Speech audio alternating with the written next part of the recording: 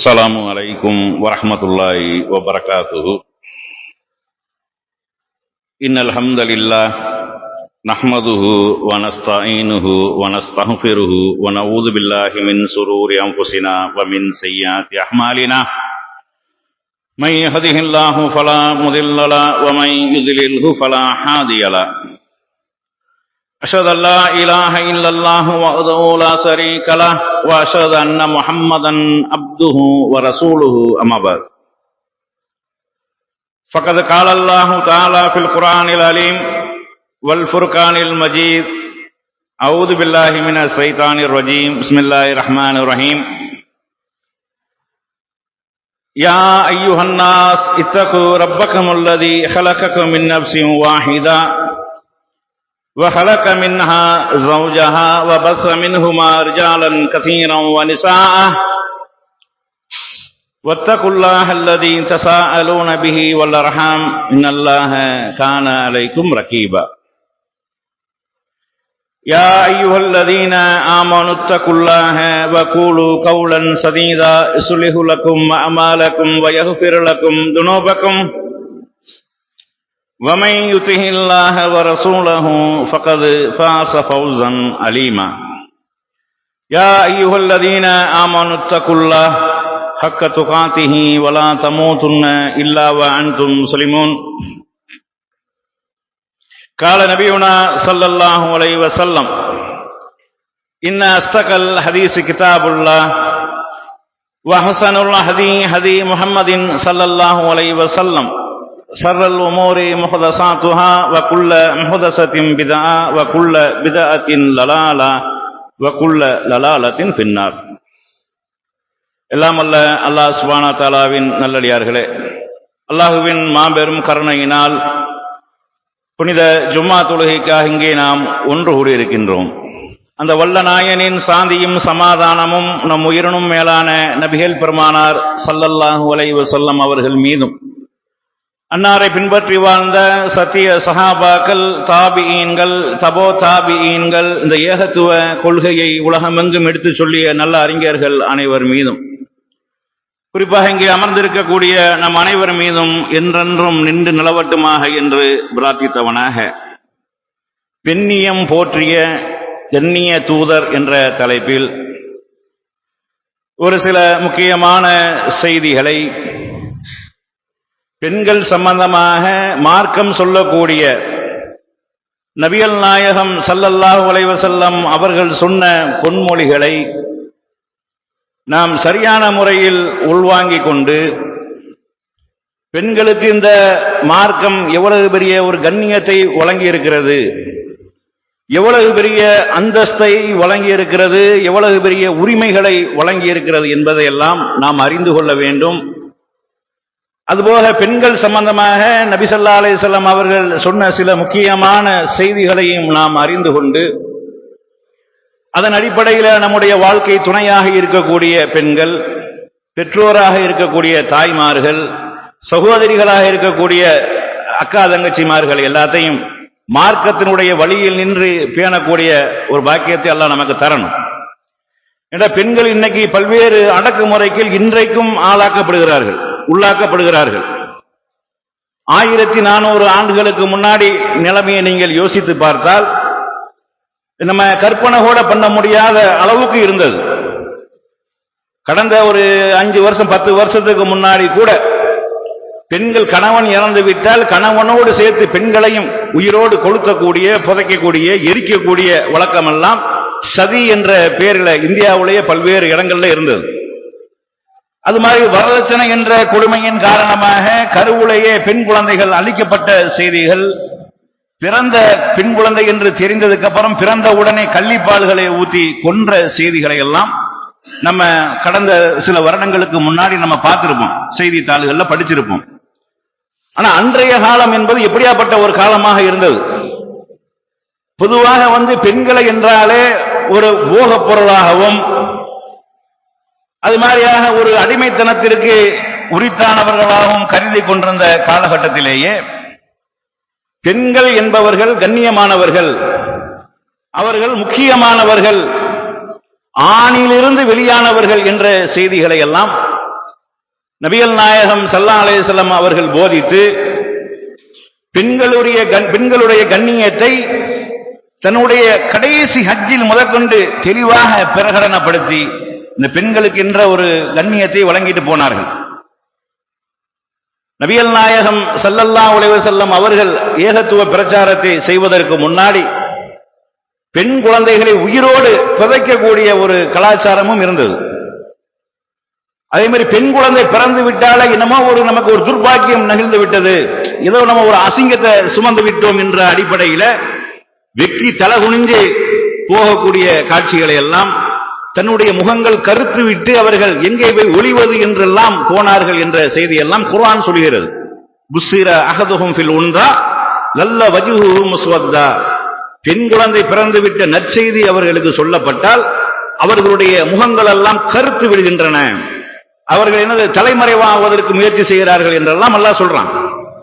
அப்ப இப்படியான அந்த நேரத்தில் தான் பெண்கள் என்பவர்கள் பேணி பாதுகாக்கக்கூடியவர்கள், போற்றக்கூடியவர்கள், அவர்கள்தான் உங்களுக்கு நற்சான்றிதழ் வழங்கக்கூடியவர்கள் என்றெல்லாம் நபிகள் நாயகம் ஸல்லல்லாஹு அலைஹி வஸல்லம் சொன்னார்கள்.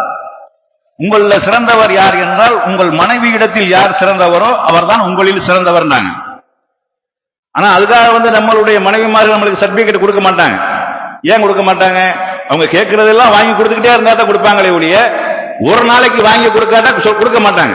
அது அந்த அடிப்படையில் உள்ளதில்லை. மனைவிக்கு செய்ய வேண்டிய கடமைகள் எல்லாம் சரியாக செய்தாலே நம்ம அல்லாஹ்விடத்தில் சிறந்தவர்கள் தான். எந்த பெண்ணாவது ஒரு கணவன் சும்மா வெளியில சொல்லுவாங்க என் கணவன மாதிரி வருமாண்டு, ஆனா வீட்டுக்குள்ள பெரிய பஞ்சாயத்து தான். இப்படி ஒரு பக்கம் ஓடிக்கிட்டு இருக்கும். அப்ப உங்கள் மனைவியிடத்தில் சிறந்தவர் தான் உங்களில் சிறந்தவர் என்று சொல்கிறார்கள் என்றால் அப்ப பெண்களிடத்தில் எந்த முறையில் நடந்து கொள்ள வேண்டும் என்பதை நம்ம அந்த செய்தியில பார்க்கிறோம். அது மாதிரி அல்லாஹ் ரசூலுக்கு அடுத்த நிலையில் இருக்கக்கூடியவர்கள் தாய், அவர்கள் தான் முதலிடம். அதையும் ஒரு பெண்ணுக்கு தான் ரசூலுல்லாஹ் கொடுக்கிறாங்க. மனிதர்களோடு நெருங்கி பழகுவதற்கு, நெருங்கி கலந்துறவாடுவதற்கு தகுதியானவர்கள் யார் என்று நபி ஸல்லல்லாஹு அலைஹி வஸல்லம் அவர்களிடத்தில் கேட்ட நேரத்தில் உம்முக அப்படின்றாங்க, உன்னுடைய தாய் அப்படின்னு.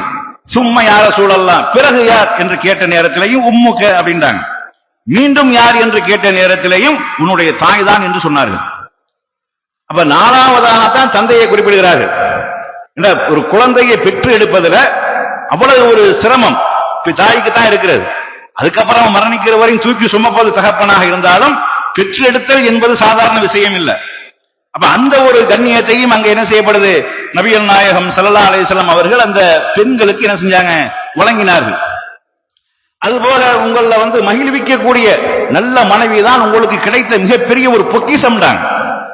மனிதர்களுக்கு எத்தனையோ விதமான பொக்கிஷங்கள் இருக்கும், அதுல மிகச்சிறந்த ஒரு பொக்கிஷம் என்பது உங்களை மகிழ்விக்கக்கூடிய ஒரு நல்ல ஒரு மனைவி அப்படின்றாங்க. அது உண்மையிலேயே அது அந்த மாதிரி எல்லாம் ஒரு மனைவி கிடைக்கிறது பாக்கியம். நம்ம போன உடனே நம்மளை பார்த்து சிரிக்கிறதும், நமக்கு வேண்டியதை கொண்டு வந்து தருவதும், அப்படியெல்லாம் மனைவி எல்லாத்துக்கும் கிடைக்குமான கிடைக்காது. அதுக்கெல்லாம் பெரிய வரம் பண்ண மாதிரி இருக்கணும். ஆனா அப்படி கிடைத்தால் அது ஒரு பாக்கியம், அது மிகச்சிறந்த ஒரு பொக்கிஷம் என்று சொல்லி நபி ஸல்லல்லாஹு அலைஹி வஸல்லம் அவர்கள் சொன்ன செய்திகளை எல்லாம் நம்ம என்ன செய்யறோம், பார்க்கிறோம்.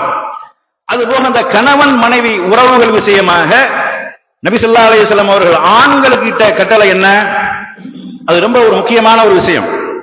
அதாவது பெண்களை திருத்துறது என்பது ரொம்ப கஷ்டம். அவங்களுடைய இயல்பான குணத்திலேயே, அதாவது திருத்தவே கூடாது, செய்கிற தப்பையெல்லாம் ஏற்றுக்கொள்ளணும் அர்த்தம் இல்லை. அதாவது என்ன பெரிய அளவுல நடக்கக்கூடிய தப்புகளாக இருந்தால் விவாகரத்து என்ற ஒரு உரிமை இருக்கிறது. அதல்லாத அற்ப சொற்பமான விஷயங்களுக்கெல்லாம் அவர்களை திருத்துறேன், அவர்களை கண்டிக்கிறேன், நான் அப்படி ஸ்ட்ரெயிட் ஃபார்வர்டு அப்படின்றாக்க அந்த வாழ்க்கை என்ன செய்யாது, வண்டி ஓடாது. அது நபிகள் நாயகம் ஸல்லல்லாஹு அலைஹி வஸல்லம் அவங்க சொல்றாங்க, பெண்கள் வளைந்த விழா எலும்புல இருந்து படைக்கப்பட்டிருக்கிறாங்க. அவர்கள் அதே நிலையில வைத்து அவர்களிடத்தில் இன்பத்தை நீ அனுபவித்துக் கொள், அதை நேராக்க நீ முயன்றால் உடைத்து விடுவாய். நீங்க அப்படிதான் ஓடிக்கிட்டு இருக்க ஆண்களுடைய வாழ்க்கையை. பெண்கள் அவர்களுடைய போக்குல தான் போய்கிட்டு இருக்கிறாங்க, ஆண்கள் அனுசரித்து தான் போறாங்க அதிகமாக. ஆனா பெண்கள் அதை உணர்றது இல்லை. நம்ம பெண்கள் இன்றைக்கு உள்ள காலத்துல, அன்றைக்கு உள்ள காலங்கள்லாம் கணவனுக்கு கட்டுப்பட்டு நடக்கக்கூடிய பெண்கள் நிறைய இருந்தாங்க. அவன் குடிகாரனாவா இருந்தாலும் கடைசி வரைக்கும் கணவனுக்கு பாடுபடக்கூடிய, கணவனுக்காக கஷ்டப்படக்கூடிய, சிரமப்படக்கூடிய அப்படியெல்லாம் பெண்கள் இருந்தாங்க. ஏன்னா அந்த இந்து மதத்தினுடைய கலாச்சாரங்கள் அப்படியே நமக்கு கையில வந்ததுனால கல்லானாலும் கணவன் தான், அவன் என்ன ஆனாலும் கணவன் தான் அப்படிங்கிற ஒரு நிலைமையில கணவனுக்கு கட்டுப்பட்டு, கணவன் குடிச்சிட்டு அடிப்பான், திருப்பி அடிக்க மாட்டாங்க. அப்படியெல்லாம் பெண்கள் இருந்தாங்க, கணவனுக்கு கட்டுப்பட்டு நடக்கக்கூடிய பெண்கள். ஆனா இன்னைக்கு என்னது எல்லாம் சம ரேஞ்சில வந்துருச்சு.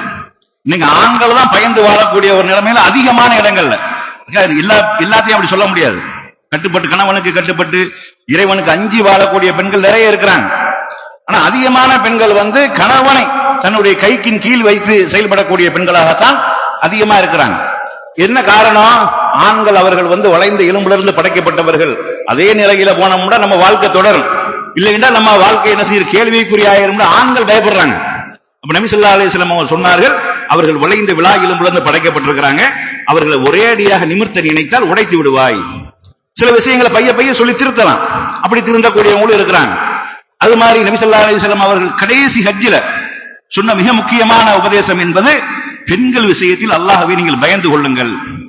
என்னதான் ஆண்களை பெண்கள் கட்டுப்பாட்டில் வச்சாலும் பலம் என்று வரக்கூடிய நேரத்தில் ஆணுடைய பலத்திற்கு பெண்கள் ஈடாக முடியாது. அந்த ஆணுடைய வீரம், பலம், உடல் வாகு, உடல் தைரியம், அதுக்கு பெண்கள் வருவாங்களா? வர முடியாது. நீங்க சொல்லலாம் மல்யுத்தத்தில் இருக்காங்களா, விதிவிலக்கா 1-2 நடக்கிறதெல்லாம் கணக்கில் வராது. யதார்த்தம் என்ன? யதார்த்தமாக இருக்கக்கூடிய விஷயங்கள்ல ஆண்கள் தான் பலமானவர்கள். எல்லா நேரத்திலையும் பொறுமையா இருக்கக்கூடிய ஒரு நேரத்தில் கோவப்பட்டாண்ட பஞ்சாயத்தாகி போயிடும். அப்ப இப்படியாப்பட்ட ஆண்களுக்கு நபி ஸல்லல்லாஹு அலைஹி வஸல்லம் அவர்கள் சொல்றார்கள், பெண்கள் விஷயத்தில் நீங்கள் அல்லாஹ்வை அஞ்சிக் கொள்ளுங்கள், அவர்கள் உங்களுக்கு அமானிதமாக கொடுக்கப்பட்டிருக்கிறார்கள். நீ என்ன வேண்டாலும் செய்ய முடியும், உனக்கு அதுக்குண்டான வலிமை இருக்கிறது. ஆனாலும் அவர்கள் விஷயத்தில் அல்லாஹ்வை பயந்து கொள். எவன் கேட்க முடியாது. என் முண்டாட்டியை நான் அடிச்சேன்டா எவன்டா கேட்க முடியும்? நீ கேட்கலாம். ஆனா உன்னை படைத்த ஒருவன் இருக்கிறான், இறைவன் இருக்கிறான், அவனை நீ பயந்து கொள் என்று சொல்லி நபி ஸல்லல்லாஹு அலைஹி வஸல்லம் அவர்கள் இறைவனை சாட்சியாக முன்னிறுத்தி சொல்றாங்க. அது மாதிரி நற்செய்தி என்று வரக்கூடிய நேரத்தில் ஆண்களும் நற்செய்தி தான். அதுக்காக பொம்பளை புள்ள பிறந்தா தான் நற்செய்தி, ஆம்பளை புள்ள பிறந்தா நற்செய்தி இல்ல, துர்பாக்கியம் அப்படிலாம் இல்ல. ஆண்களையும் நற்செய்தியாகவே குர்ஆன்ல சொல்லப்படுது. இப்ராஹிம் அலைஹிஸ்ஸலாம் அவர்களுக்கு குழந்தை சம்பந்தமாக சொல்லப்படக்கூடிய நேரத்தில் உங்களுக்கு இஸ்மாயில், இஸ்ஹாக் நற்செய்தி சொல்லப்பட்டது அப்படின்னு சொல்லப்படுது. ஆண் குழந்தை நற்செய்தி தான். ஆனா பெண் குழந்தை நற்செய்தியாக சொல்வதற்கு முக்கியமான காரணம் அந்த சமுதாயத்தில் பெண்களை இழிவாக கருதியது. பெண் குழந்தை பிறந்து விட்டாலே அவர்களை புதைக்கக்கூடிய ஒரு வழக்கம் இருந்த காரணத்தினால அது சுப செய்தியாக உங்களுக்கு சொல்லப்படும். பெண் குழந்தை பிறந்து விட்டது என்ற ஒரு சுப செய்தி சொல்லக்கூடிய நேரத்தில் அவனுடைய முகம் கருத்து விடுகிறது என்று சொல்லி அல்லாஹ் சொல்லி காட்டுறான். அப்ப குழந்தை பிறக்கிறது என்பது ஒரு பாக்கியம் தான், அது ஆண் குழந்தையாக இருந்தாலும் பெண் குழந்தையாக இருந்தாலுமே. ஆனா பெண்களுக்கு தான் ரொம்ப முக்கியம். ஏன் என்றால் ஆணுடைய ஆதிக்கத்தின் கீழ் பெண்கள் இருக்கக்கூடியவர்களாக பல்வேறு கட்டங்கள் இருக்கிறாங்க. ஆனா இன்னைக்கு அதனுடைய கட்டுப்பாடுகள் உடைக்கப்படுறதுனால சமுதாயத்தினுடைய நிலைமையை நீங்க சற்று சிந்திச்சு பார்க்கணும். அதான் பெண் ஆணுக்கு அடிமையாக இருக்க வேண்டியதில்லை, ஆணின் கீழ் பாதுகாப்பாக இருக்கக்கூடியவர்கள். பெண்கள் பாதுகாக்கப்பட வேண்டியவர்கள். பெண்கள் பொக்கிஷம்னா என்ன? பொக்கிஷத்தை பாதுகாக்கணுமா இல்லையா? இன்னைக்கு பாதுகாக்க தவறியதனுடைய விளைவு இன்னைக்கு சமுதாயம் சந்திச்சு கொண்டிருக்கிறது. நீங்க உலக அளவுல நீங்க பார்த்தாலும் சரி, அல்லது நம்ம தமிழக அளவுல பார்த்தாலும் சரி, முஸ்லிம்கள் அளவுல பார்த்தாலுமே சரி, பெண்களை பாதுகாக்க தவறியதனுடைய விளைவு இன்னைக்கு நாம கண்கூடாக பார்த்து கொண்டிருக்கிறோம். அது மாதிரியாக நபி ஸல்லல்லாஹு அலைஹி வஸல்லம் அவர்கள் இந்த பெண்களுடைய ஆடை விஷயம் ரொம்ப முக்கியமான ஒரு விஷயம். ஆடை என்பது நம்ம மானத்தை மறைக்கிறது அப்படிங்கிற ஒரு கோணம் இருந்தாலும், அழகு என்ற ஒரு கோணம் இருந்தாலும், மானத்தை மறைக்கிறது என்பது பிறருடைய பார்வையை தூண்டவே கூடாது, பிறருடைய பார்வைக்கு இரையாக கூடாது.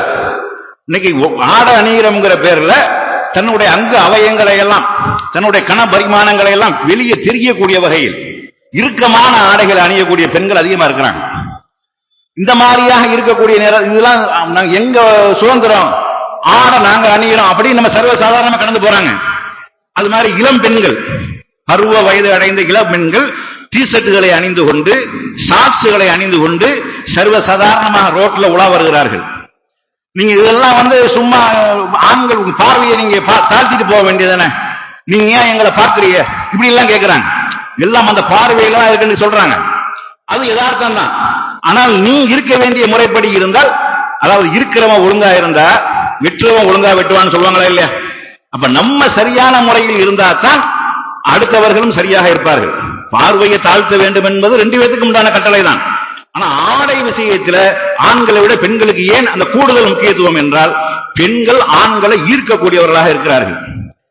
அந்த ஈர்ப்பு என்பது அதற்காக எந்த ஒரு எல்லைக்கும் போகக்கூடிய நிலைமையில இன்னைக்கு மனிதன் இருக்கிறான். நீங்க இப்ப ஒரு 2-3 மாசத்துல நீங்க பார்த்தீர்களேயானால், இந்த சிறுமிகள், சிறு குழந்தைகள் அல்லது முதியவர்கள் எல்லாத்தையுமே பாலியல் சீண்டல்கள் நீங்க அதிகமா கேள்விப்பட்டிருப்பீங்க. இதற்கு பெரும்பாலும் முக்கியமான காரணம் என்ன தெரியுமா?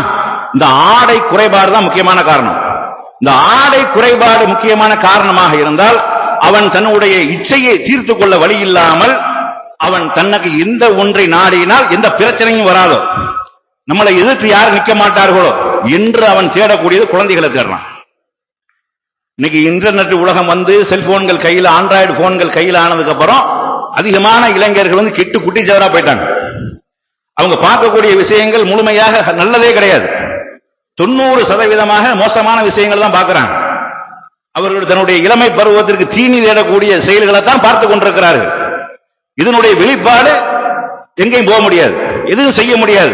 அப்ப தனிமையில மாட்டக்கூடிய பெண்கள், தனிமையில் இருக்கக்கூடிய குழந்தைகள், தனிமையில் இருக்கக்கூடிய முதிய பெண்கள், இதுகளெல்லாம் என்ன செய்யறாங்க, நோக்கி போறாங்க. அதே மாதிரி ரோட்ல ஆண்கள் பெண்கள் என்று அவர்கள் அரைகுறை ஆடைகளை அணிந்து ஜீன்ஸ் பேண்டுகளை போட்டுக்கொண்டு தன்னுடைய அங்க அவயங்களை வெளிப்படுத்தக்கூடிய டி ஷர்ட்டுகளை போட்டுக்கொண்டு ரோட்ல சர்வசாதாரணமாக உலா வரக்கூடிய அந்த நேரத்தில் அதை பார்த்து அதன் மீது மோகம் கொண்ட இளைஞர்கள், அதன் மீது மோகம் கொண்டவர்கள் அதை தீர்ப்பதற்கு வழி தெரியாமல் தனிமையில் இருக்கக்கூடிய பெண்கள், அக்கம் பக்கத்தில் சொந்தக்கார குழந்தைகளாக இருக்கக்கூடிய குழந்தைகள், இதுகளை எல்லாம் நோக்கி தவறான ஒரு இச்சையை நோக்கி போவதற்கு காரணம் இந்த ஆடை கோளாறு தான். பார்க்கிற பார்வையில கோளாறு என்பது சைத்தான் என்பவன் இருக்கிறானா இல்லையா? சைத்தான் என்பவன் எவ்வளவுதான் கட்டுப்பாடாக இருந்தாலும் ஒரு நேரம் இல்லாட்டா ஒரு நேரம் நம்மளை சைத்தான் வழிகெடுத்துருவான். அப்ப அதற்கு எல்லாம் இடம் இல்லாத வகையில் நாம அமைத்துக் கொள்ள வேண்டும். பெண்கள் தங்களுடைய ஆடை விஷயங்களில் சரியான முறையில் நடந்து கொண்டாலே இந்த பாலியல் தொந்தரவுகள் பாதி குறைஞ்சிடும், முக்காவாசி குறைஞ்சிடும். அதுக்கு மேல சட்டம் கடமையாக்கப்பட்டால் எல்லாத்தையும் குறைச்சிடலாம். தொட்டா முடிஞ்சிருச்சா, தூக்கிடுவாங்கடா அப்படின்னு தெரியணும். இந்த மாதிரியாக தவறு நடந்தா உறுதி செய்யப்பட்டால் தொங்க விட்டுருவாங்க அப்படின்னு தெரியுமே, ஆனால் அது முழுசாக குறைஞ்சிடும். ஆனால் அதற்கு ஏற்ப ஆடை விஷயத்தில் கட்டுப்பாடு போடணும். அது மாதிரி சினிமாக்கள் என்ற பெயரில் அரைகுறை ஆடைகளோடும் அரைகுறை ட்ரெஸ்ஸுகளோடும் ஆடக்கூடிய பாடக்கூடிய கட்டில் காட்சிகள், தொப்புள் காட்சிகள் என்று பல்வேறு காட்சிகளை வெளிப்படுத்தி இளைஞர்களை ஈர்ப்பதற்காக அவன் செய்யறான். ஆனா ஈர்க்கப்பட்ட இளைஞர்கள் அதற்கு வழி தெரியாமல் தவறான வழிக்கு போறான். அந்த இச்சையை தீர்த்துக் கொள்வதற்கு உண்டான வழிமுறை தெரியாமல் அவன் தவறாக போறான். அதுபோக போதை என்ற பெயரில் போதைக்கு அடிமையானவன் தாயும் தெரியாமல் தாரமும் தெரியாமல் அவனுடைய செயல்பாடுகள் நிலை தடுமாறி கொண்டிருக்கிறது. அப்ப நம்ம சரியான முறையில் பெண்கள் ஆணின் கீழ் வளர்க்கப்பட வேண்டும், பாதுகாக்கப்பட வேண்டும் சொன்னமா இல்லையா? அவர் பெண் குழந்தை பிறந்ததிலிருந்து திருமணம் முடிக்கிற வரைக்கும் தகப்பனுடைய கண்ட்ரோல்ல இருக்கணும். அவர்கள் விரும்பி சாப்பிடலாம், உண்ணலாம், உடுத்தலாம், ஆடலாம், ஓடலாம், எல்லாம் செய்யலாம், படிக்கலாம், வேலைக்கு போகலாம், எல்லாம் இருக்கலாம். ஆனா தகப்பனுடைய பார்வையின் கீழ் அவர்கள் இருக்க வேண்டும். திருமணத்திற்கு அப்புறம் கணவனுடைய பார்வையின் கீழ் இருக்க வேண்டும். இது இல்லாம ஃப்ரீடம்ங்கிற பேர்ல வெளியே போனார்கள் என்றால் அவர்கள் தங்களுடைய எல்லாத்தையும் இழந்து விடுவார்கள். தன்னுடைய மானம், மரியாதை, கற்பு அனைத்தையும் இழக்கக்கூடிய காட்சிகள் தான் அதிகமாக நடந்து கொண்டிருக்கிறது. வெளியில வரக்கூடிய செய்தி கொஞ்சம், வராமல் மூடி மறைக்கப்பட்ட செய்திகள் ஏராளம். டிவியில அங்கிட்ட வரக்கூடிய செய்திகள்லாம் இருக்கா இல்லையா? இதுவே அதிகமா நமக்கு தெரியுது. அதெல்லாம் கொஞ்சம், மூடி மறைக்கப்பட்ட விஷயங்கள் அதிகம். அப்ப இந்த மாதிரி பெண்கள் விஷயத்துல நம்ம ரொம்ப கவனமாக இருக்கணும். நபி ஸல்லல்லாஹு அலைஹி வஸல்லம் அவர்கள் சொன்னார்கள், என்னுடைய உம்மத்திற்கு இந்த பெண்களை கொண்டுதான் அதிகமான சோதனை இருக்குதுன்னு சொன்னாங்க. சோதனை என்பது பெண்கள் மூலமாகத்தான். பெண்கள் ஒழுக்கமான மார்க்கப்பட்டுள்ள ஈமானோடு இருக்கக்கூடிய பெண்களாக இருந்தால் அவர்களை பற்றி நம்மளுக்கு எந்த ஒரு கவலையும் இல்லை. அது நம்ம வளர்த்து இருக்கக்கூடிய விதத்திலேயே நமக்கு தெரிஞ்சிடும். அதெல்லாம சுதந்திரம்ங்கிற பேர்ல வெளியே தெரியக்கூடிய பெண்கள் இருக்காங்களா இல்லையா? அவர்கள் இந்த சமுதாயத்திற்கு மிகப்பெரிய ஒரு சோதனை, ஆண்களுக்கு மிகப்பெரிய ஒரு சோதனை. அப்ப ஆண்கள் பார்வையை எவ்வளவுதான் தாழ்த்த முற்பட்டாலும் சைத்தான் என்பவன் அதை தாண்டி அவனிடத்துல மேலோங்கி விடுவான். அதனாலதான் பல தவறுகள் நடப்பதற்கும் தீமைகள் நடப்பதற்கும் காரணம். இது முஸ்லிம்களுக்கு மட்டும் சொல்றேன். ஆனா இது எந்த விதமான கட்டுப்பாடும் இல்லாமல் இருக்கக்கூடியவர்கள். அதுபோக குழந்தைகள் விஷயத்துல நம்ம ரொம்ப கவனமாக இருக்கணும். சொந்தக்காரங்க, பந்தக்காரங்க, வயது முதிர்ந்தவர்கள் தனியாக வீட்டில் இருக்கக்கூடிய நேரத்தில் அந்த மாதிரியான இடத்துக்கு பெண் குழந்தைகளை அனுப்பாதீங்க. அவர்கள் நல்லவர்கள் தான். அவர்கள் வேண்டுமென்றோ தவறு செய்ய வேண்டிய எண்ணத்திலே உள்ளவர்கள் கிடையாது. ஆனாலும் அவர்களுடைய அந்த இயல்பான ஒரு குணம். ஆண்கள் பெண்கள் இருவரும் இருக்கிற திருமணம் ஆனதுக்கு அப்புறம் பெண்கள் ஒரு 40-45 வயசுக்கு அப்புறம் அவங்களுடைய இந்த தாம்பத்திய வாழ்க்கையில அதிகமான ஒரு நாட்டம், ஈடுபாடு இருக்காது. ஆனா ஆண்களை பொறுத்தளவுக்கு அப்படி இல்லை. அல்ல இயற்கை அப்படி அமைச்சு வச்சிருக்கிறான். ஆண்களை பொறுத்தவரைக்கும் அப்படி இல்லை. அவர்களுக்கு உண்டான தேவைகள், நாட்டங்கள் இருக்கும். அதனாலதான் மார்க்கம் 4 திருமணம் வரைக்கும் அனுமதிக்க. நம்ம தடை பண்ணி வச்சிருக்கிறோம். இதுக்கு பஞ்சாயத்தை கூட்டிடக்கூடாது, எல்லாத்தையும் 2 திருமணம் அப்படி சொல்லல. உங்களுக்கு ஒரு மனைவியை கொண்டு போதுமாக்கி கொள்ள முடியும்னா போதுமாக்கி கொள்ளுங்க. நல்லா குர்ஆன்ல அப்படித்தானே சொல்றான். நீங்கள் 2 2ஆக 3 4 4ஆக திருமணம் முடித்துக் கொள்ளுங்கள். இல்லாதோடு சமமா நடக்கணும். சமமா நடக்க முடியாது என்று இருக்குமேயானால் ஒன்றை கொண்டு போதுமாக்கி கொள்ளுங்கள் அப்படிங்கிறான். அதிகமானவர்கள் ஒன்றை கொண்டே போதுமாக்கி கொள்வார்கள். அதுக்கப்புறம் தாம்பத்திய வாழ்க்கை இல்லாட்டாலும் மனைவி மக்கள் பேரம் பேத்தி சொந்த பந்தம் அப்படி என்று போகக்கூடியவர்களும் இருக்கிறார்கள். ஆனா எல்லாரும் அப்படி இருக்க மாட்டாங்கல்ல. சிலருக்கும் அவர்களுடைய தேவைகள் இருக்கும். அப்ப அந்த தேவைக்கு உண்டான வடிகாலாக அவங்களுடைய மனைவி இருக்க மாட்டாங்க. அப்ப அவர்கள் அந்த மாதிரியாக இருக்கக்கூடிய ஒரு சிலர் இந்த மாதிரியான தவறுக்கு போவாங்க. அவர்களாக விரும்பாவிட்டாலும் இந்த மாதிரியாக வழியே வரக்கூடிய பஞ்சாயத்து இருக்கா இல்லையா, அதுல மாட்டிக்கிடுவாங்க.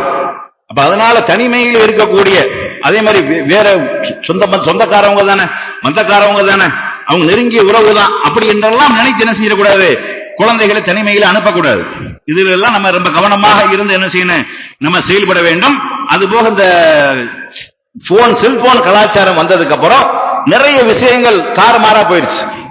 நம்ம எதிர்பார்க்கிற அளவுல நம்ம கையில எதுவுமே இல்லை. எல்லாமே என்ன செஞ்சு எல்லையை தாண்டி போய்விட்டு தலைக்கு மேல தண்ணி போயிடுச்சு. அப்படியான ஒரு நிலைமை தான் இன்னைக்கு செல்போன் கையில வைத்துக் கொண்டிருக்கிறது.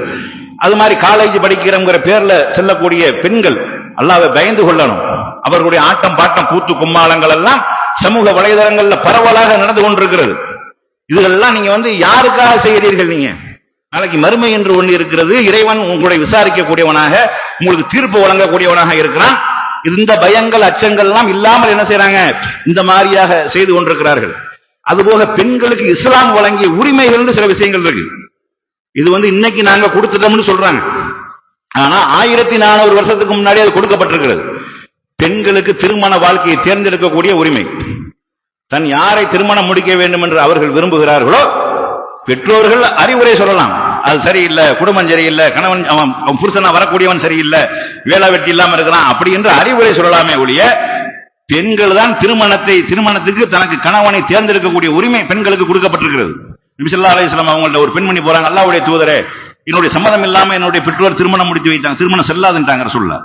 இல்ல அல்லாஹ்வுடைய தூதரே, நான் திருமணத்தை ஏத்துக்கிறேன், ஆனால் பெண்களுக்கு என்ன உரிமை இருக்குது என்பதை மக்களுக்கு அறிவிக்க வேண்டும் என்பதற்காகத்தான் கேட்டாங்க. அதே மாதிரி திருமணம் ஆனவ பெண்கள் தன் கணவன் பிடிக்கவில்லை, சம்பாதிக்கல, ஊதாரியா இருக்கிறான், ஒண்ணுக்கு லாயக்கல, சோம்பேறியா இருக்கிறான், அவனை கொண்டு திருப்தி அடைய முடியல என்று விரும்பக்கூடிய பெண்கள் இவன் வேண்டாம் என்று சொல்வதற்கும் உரிமை இருக்கிறது. நபி ஸல்லல்லாஹு அலைஹி வஸல்லம் அவங்கள்ட்ட ஒரு பெண்மணி போறாங்க, அல்லாஹ்வுடைய தூதரே, என்னுடைய கணவரை பத்தி நான் எந்த ஒரு குறையும் சொல்ல முடியாது, வணக்க வழிபாடுகள் மற்ற விஷயங்கள் எல்லாத்துக்கும் கரெக்டா இருக்காரு, ஆனா அவரோட நான் சேர்ந்து இருந்தேன்டா நான் வழி தவறி போயிருவேன் என்று நான் பயப்படுறேன் அப்படின்ட்டாங்க. உடனே திருமணத்தை ரத்து செஞ்சுட்டாங்க ரசூலுல்லாஹ். அவருக்கு நீ வாங்கின மகர் தொகையை திருப்பி கொடுத்துட்டு நீ வேலையை பார்த்துட்டு போமா அப்படின்னு. அப்ப இப்படி எல்லாம் மார்க்கம் அவர்களுக்கு உண்டான உரிமையை வழங்கியிருக்கிறது. பெண்கள் தனக்கு என்று சொத்துகள் சேர்த்துக் கொள்வதற்கு உண்டான உரிமைகள் வழங்கப்பட்டிருக்கிறது. அவர் கணவனுடைய சொத்துல பங்குகள், மகனுடைய சொத்துல பங்கு, அதே மாதிரி என்னது, புருஷனுடைய சொத்துல பங்கு, பெற்றவருடைய சொத்துல பங்கு, பெண்களுக்கும் பங்கு பாகம் இருக்கிறது, சொத்துரிமை இருக்கிறது என்ற ஒரு சட்டம் இஸ்லாம் தான் முதல்ல அறிமுகப்படுத்தியது. பெண்களுக்கு என்று ஏராளமான உரிமைகள், அவர்கள் படிக்கக்கூடிய கற்கக்கூடிய கல்வியை கற்று பிரச்சாரம் செய்யக்கூடிய எல்லா உரிமைகளும் வழங்கப்பட்டிருக்கிறது. இதெல்லாம் எதற்கு கீழ் இருக்க வேண்டும் என்றால் ஒழுக்கத்தின் கீழ் இருக்க வேண்டும். ஒழுக்கம் தவறியவர்களாக இருக்கக்கூடாது. ஒழுக்கத்தின் கல்வி கற்கிறீர்களா, கற்றுக்கொள்ளுங்கள். அதை பிரச்சாரம் செய்ய விரும்புகிறீர்களா, பிரச்சாரம் டீச்சராக பிரச்சாரம் பண்ணக்கூடிய தாயாக விரும்புகிறீர்களா, செய்து கொள்ளுங்கள். எல்லாமே அந்த இஸ்லாம் வரையறுத்த அந்த ஒழுக்கத்தின் கீழ் இருக்க வேண்டும். ஒழுக்கத்தை தாண்டியதாக இருக்குமே ஆனால் அது என்னைக்குமே ஆபத்து தான். அது என்னைக்குமே என்னது, தவறான வழியில பெறும். அதுபோக இன்றைக்கு ரீல்ஸ்ங்கிற பேர்ல முஸ்லீம் பெண்கள் செய்யக்கூடிய அநியாயங்கள் தாங்க முடியல. அரைகுறை ஆடைகளோட ஆடுவது, பாட்டுக்கு ஆடுவது, அவர்கள் என்னது அசிங்க அசிங்க ஆபாசமான செய்திகளை வெளியிடுவது, இப்படி எல்லாம் ஏராளமான விஷயங்கள் நடந்து கொண்டிருக்குது. இதெல்லாம் சமுதாயத்திற்கு மிகப்பெரிய ஒரு வெட்கக்கேடு. அந்தந்த ஊரில் இருக்கக்கூடியவர்கள் ஜமாத்தார்கள் என்ன செய்யணும், இந்த மாதிரியான விஷயங்களை எல்லாம் என்ன செய்யணும், திருத்த வேண்டும். இதெல்லாம் கண்டிக்க வேண்டும். எங்களுக்கு பெண்களுக்கு எந்த ஒரு கண்ணியத்தையும் வழங்கல, எங்களை அடிமையாக வைத்திருக்கிறது என்று சொல்லி பப்ளிக்கா ஒரு பெண்ணு பேட்டி கொடுக்கிறார், இரட்டை சகோதரிகள் என்ற பேர்ல. இப்படியான செய்திகள்லாம் இன்னைக்கு வலைதளங்கள் வந்ததுக்கு அப்புறம் தன்னுடைய அங்கு அவயங்கள் கணவனுக்கு மட்டுமே காட்ட வேண்டிய, கணவனோடு மட்டுமே பேச வேண்டிய பேச்சுகள் எல்லாம் பொது வெளியில் பேசப்படுகிறது. பெண்கள் அந்நிய ஆண்களோட பேசக்கூடிய கொஞ்சி குழாவி பேசாதீர்கள். அது பெண்களுக்கு என்று அந்த பேச்சு பாவனை ஒன்று இருக்குது. சாதாரணமா பேசுறது ஒன்று இருக்குது, அது மாதிரி என்னது கவரக்கூடிய வகையில, ஈர்க்கக்கூடிய வகையில குழஞ்சி பேசக்கூடியதுன்னு ஒண்ணு இருக்குது. அந்த மாதிரி செய்யாதீர்கள் என்றெல்லாம் என்ன செய்றாங்க, அல்லாஹ் குர்ஆனிலே கண்டிக்கிறான். அதே மாதிரி ஆடை விஷயத்துல ஒழுக்கமாக இருக்க வேண்டும். அதுபோக பொது வாழ்க்கையில வெளி நடமாட்டத்திலே கண்ணியமாக பெண்களுக்கு என்று இஸ்லாம் வழங்கிய உரிமைகளும் கண்ணியங்களும் சொல்ல முடியாத அளவுக்கு இருக்கு. வேற எந்த ஒரு இஸ்லாமும் கொள்கையும் கோட்பாடுகளும் சொல்லாத அளவுக்கு இஸ்லாமிய மார்க்கம் நபிகள் நாயகம் ஸல்லல்லாஹு அலைஹி வஸல்லம் அவர்கள் பெண்களுக்கு என்று அந்த கண்ணியத்தை வழங்கி இருக்கிறார்கள். அதை பெண்களாகி அவர்கள் சரியான முறையில புரிந்து கொண்டு இந்த சமுதாயத்தில் நாமும் ஒரு அங்கத்தினர், இந்த சமுதாயத்திற்கு நாமும் என்ன செய்யணும், நன்மையை ஏவி தீமையை தடுக்க வேண்டும், நல்லவர்களாக வாழ வேண்டும், மற்றவர்களுக்கு முன்மாதிரியாக வாழ வேண்டும் என்ற உறுதிமொழியோடு என்ன செய்யணும், வாழ வேண்டும். கணவனுக்கு கட்டுப்பட்டு நடக்கக்கூடிய ரொம்ப முக்கியம். அதை மட்டும் தனியா பேசுறாங்க, அது பெருசா போயிடும். கணவனுக்கு கட்டுப்பட்டு நடக்கணும். ஒரு விஷயத்துலதான் என்ன செய்யலாம், உங்களுக்கு உங்களை விட்டுட்டு வேற எங்கேயும் போற மாதிரி இருந்தா நீங்க மாற்றி முடிவு எடுக்கிறதுக்கு உரிமை இருக்கிறது. மற்ற விஷயங்கள்ல கணவனுக்கு கட்டுப்பட்டு நடக்கணும், கணவனை மகிழ்விக்கக்கூடியவர்களாக மனைவிமார்கள் இருக்கணும் என்று கூறி என்னுடைய இந்த முதல் உரையை நிறைவு செய்கின்றேன். வாஹிர் தவானா அனில் ஹம்துலில்லாஹி ரப்பில் ஆலமீன்.